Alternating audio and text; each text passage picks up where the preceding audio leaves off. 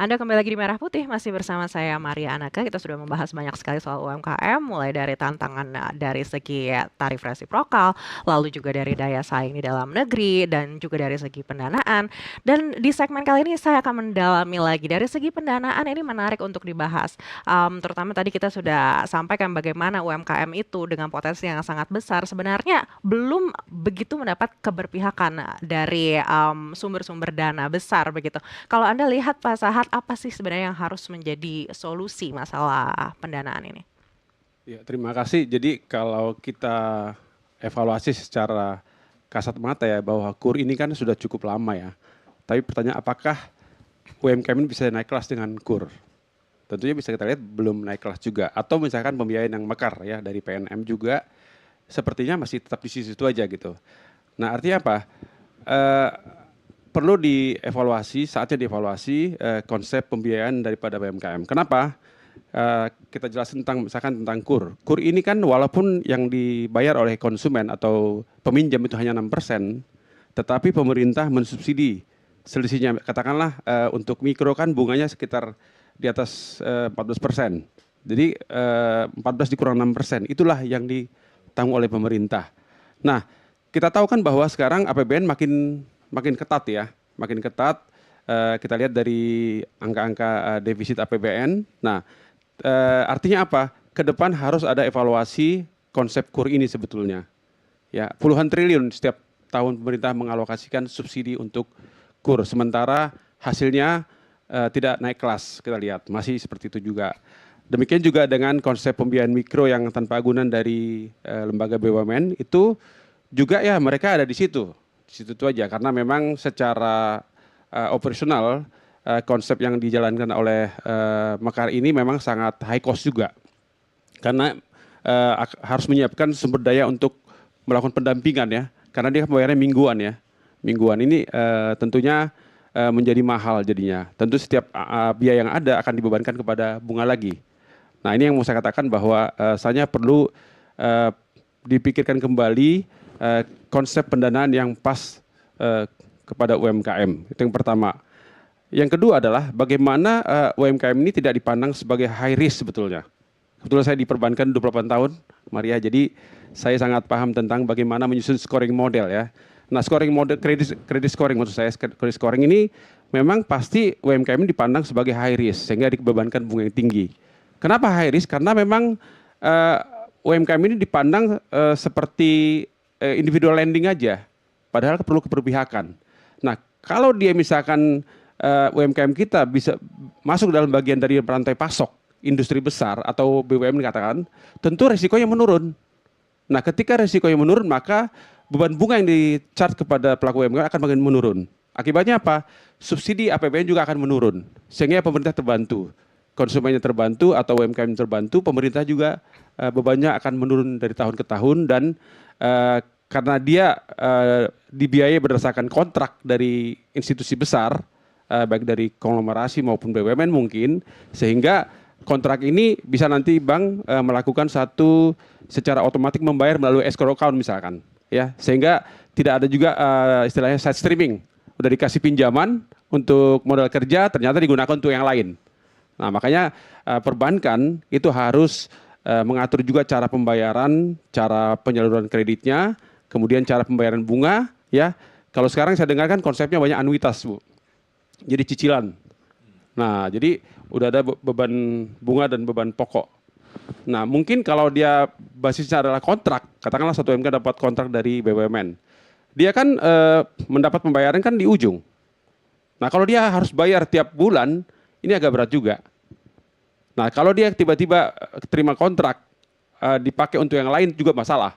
Makanya ketika dia menerima pembayaran dari si Bohir atau dari BUMN, itu ditampung di satu escrow account. Nanti ketika sudah masuk, itu langsung banknya langsung membayarkan hutangnya kepada sehingga dulu tidak ada beban hutang yang tertinggal. Ini konsep yang perlu dikembangkan agar banknya juga aman, NPL menurun, tidak tinggi, dan si pelaku UMKM juga terbebani untuk membayar bunga dan pokok yang besar di ujung gitu. Baik, ini menarik tadi Bapak sampaikan terkait dengan credit scoring. Kita tahu Ya. banyak pelaku UMKM ini kan juga sebenarnya unbankable begitu. Artinya mungkin tidak terlihat juga di credit scoringnya seperti apa. Apakah kita butuh credit score yang khusus untuk UMKM dan bagaimana caranya kita bisa membentuk slick khusus UMKM itu? Ya, betul. Nah, credit scoring ini kebetulan saya pernah ikut mendesain credit scoring ya. Harusnya memang dia lebih dynamic menggunakan AI ya. Per sektor tentunya scoringnya berbeda harusnya. Misalkan sektor perdagangan atau sektor katakanlah makanan atau garment. Ini memiliki karakteristik risiko yang berbeda-beda. Kalau yang sekarang kan memang kredit scoringnya sama semua gitu. Ya, dan juga tergantung kepada apa namanya besar kredit, plafon kredit atau wilayah. Nah, ini yang bisa mendesain ini adalah memang harus menggunakan big data. Ya, sehingga nanti secara dynamic credit scoring itu bisa mendeteksi mana yang berisiko. Kan mungkin aja gini, di satu wilayah katakanlah sektor makanan berisiko, tapi di wilayah lain mungkin tidak berisiko. Yang sekarang kan pendekatannya sama semua credit scoringnya. Sehingga tidak bisa menangkap mana UMKM yang berpotensi bagus dan mana yang tidak bagus seperti itu. Jadi Artinya perlu tidak dibuat spesifik begitu ya Pak ya lebih yang sekarang spesifik. ini ya. Baik, Pak Laurentius kalau Anda melihat masalah pendanaan ini solusi apa yang paling tepat? Jadi memang masalah pendanaan ini memang harus dilihat dari dua sisi ya. Sisi yang memberikan dana dan juga yang penerima dana gitu ya. Saya juga tidak menafikan ya, banyak juga UMKM ini yang tidak jujur gitu ya. Itulah jadi juga. Jadi saya juga melihat ya kalau UMKM itu harus betul-betul juga membuat usahanya yang baik gitu ya. Kenapa itu terjadi? Mungkin kita agak sedikit maju ke depan bahwa UMKM kita di Indonesia katakan tadi itu kan 63 juta itu kan mikro. Kalau dari 63 juta mikro tadi udah disampaikan Pak Im juga bahwa sebenarnya lebih dari 50% itu berhubungan dengan sumber daya alam UMKM. Kemudian kalau kita lihat dari pendidikan para UMKM kita, saya dapat data hampir 93% itu pendidikannya itu di SLTA ke bawah. Bahkan yang tidak berpendidikan juga ada.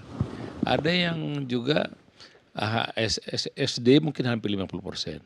Makanya bisa dibayangkan kualitas skill maupun manajer skill daripada UMKM itu rendah. Ini juga menjadi salah satu mungkin penyebab para bank gitu ya agak khawatir ini kalau disalurkan kepada orang-orang yang tidak kompeten ini gimana. Karena saya berkali-kali juga katakan banyak juga UMKM itu not by design tapi by accident. Mungkin ini agak menarik ini. Kalau di beberapa negara kan by design, ada inkubator untuk mendesain usaha-usaha untuk UMKM. Kalau di sini kan gini, terjadi PHK. Ini para apa tadinya karyawan-karyawan itu daripada tidak mendapat pekerjaan membuat usaha. Demikian juga karena sulit lulusan perguruan tinggi tertentu atau kurang bisa mendapatkan pekerjaan, usaha. Jadi kadang-kadang itu terjadi. Jadi memang agak sedikit juga kita lihat dari dua sisi. Jadi perbankan harus hati-hati tadi karena itu dilihat juga dari risiko, tetapi dari UMKM sendiri perlu pembenahan. Makanya sebenarnya kami itu melihat juga perlu pemerintah melakukan strategi pendampingan terhadap UMKM supaya mereka itu berkualitas. Dan ini inovasi kreatif UMKM kita rendah sekali di Indonesia ini. Kenapa? Kalau kita lihat hari ini life cycle produk daripada UMKM itu kan rendah. Makanya ada istilah bulan ini jual tahu, bulan depan jual tempe. Karena nggak didesain dengan baik produk-produknya. Makanya kalau disalurkan kredit kepada usaha-usaha semacam itu kan tentu berisiko. Karena tidak betul-betul dia untuk optimalisasi produknya. Jadi sebenarnya yang pembenahan itu menurut saya harus dari komprehensif, multi aspek gitu ya. Dan di samping itu sebenarnya kalau kita lihat kenapa UMKM itu tidak sulit masuk perbankan. Karena apa? Perbankan pasti memastikan salah satu syaratnya adalah legalitas. Para UMKM kita legalitasnya hampir tidak dimiliki.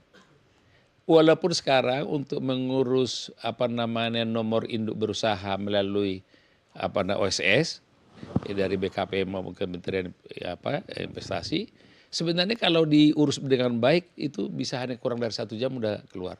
Tapi data menunjukkan sampai tahun lalu baru 20 juta lebih yang mempunyai NIB. Perbankan kan meminta persyaratan, mana izinmu, mana legalitasmu. Kemudian perbankan juga bertanya, mana laporan keuanganmu yang sederhana. Karena dia tidak punya skill maupun managerial skill untuk membuat itu, ya udah. Jadi akhirnya jadi Akhirnya berbelit kembali itu. ke tingkat pendidikan pelaku Pendidikan. UMKM itu sendiri ya Pak. Saya pernah, karena sebagai ketua asosiasi, sering saya melakukan studi banding sederhana. Contoh ke Singapura. Saya tanya UMKM di sana gitu ya. Pengusaha-pengusaha UMKM juga di sana seperti pasar-pasar gitu ya. Kalau petugas yang bekerja itu memang berpendidikan rendah karena itu umumnya dari luar. Ada dari Indonesia, dari Bangladesh. Tapi pengusahanya itu umumnya rata-rata berpendidikan S1 sampai S2. Jadi bisa dibayangkan pola pikirnya sudah jauh lebih maju.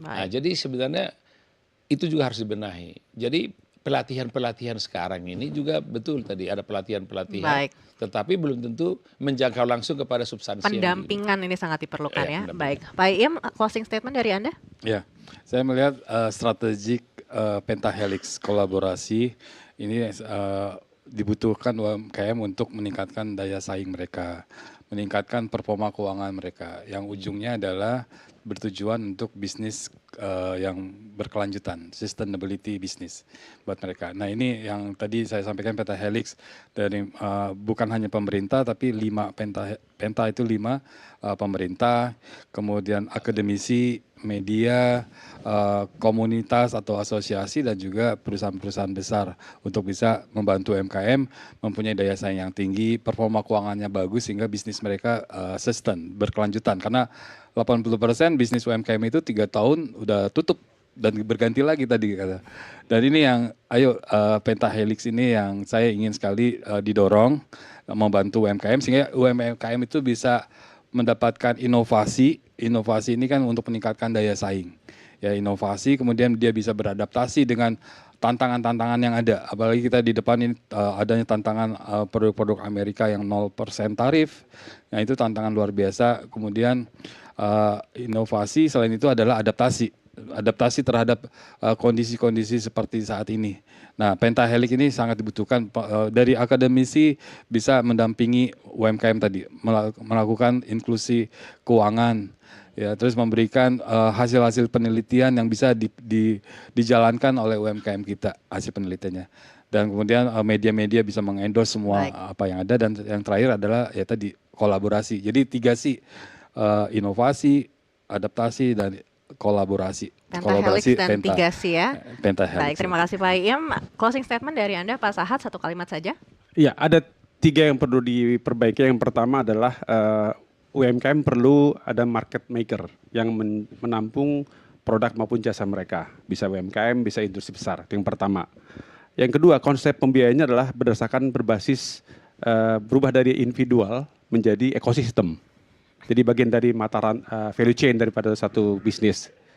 Yang ketiga adalah perlu dideteksi klaster industri strategis yang UMKM harus masuk di dalamnya. Misalkan energi, teknologi, pangan, perikanan.